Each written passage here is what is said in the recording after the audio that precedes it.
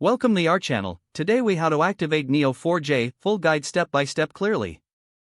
To activate Neo4j, begin by downloading the software from the official Neo4j website. Choose the version that best suits your operating system and click on the download button. Once the download is complete, locate the installation file on your computer.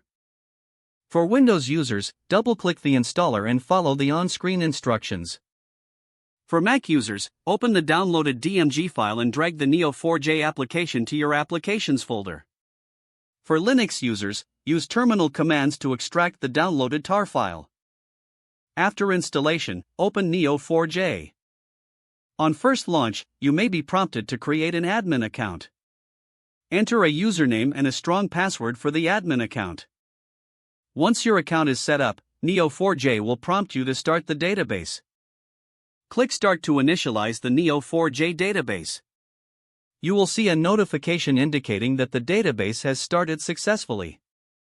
Next, open your web browser and type in the Neo4j browser URL, usually http://localhost 7474.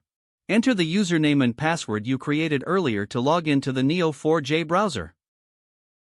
You can now start executing cipher queries in the interactive environment. To explore sample data, load the built-in sample database through the settings. Navigate to the database section and look for options to import or initialize sample data. Once loaded, you can visualize the graphs directly in the Neo4j browser. Congratulations, you have successfully activated Neo4j and are ready to start working with graph databases. If the page does not load, refresh the browser or try again in a private or incognito window. Make sure you are using the correct email address, then retype it carefully to avoid small typos. If your password is not accepted, use the reset option and create a new strong password you can remember.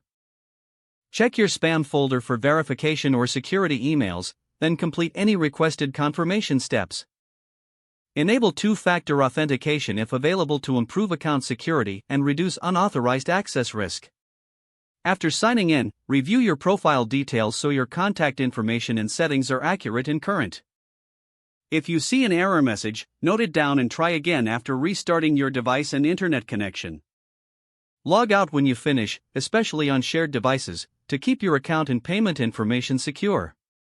If the page does not load, refresh the browser or try again in a private or incognito window. Don't forget to like this video and subscribe to our channel for more step-by-step tech guides.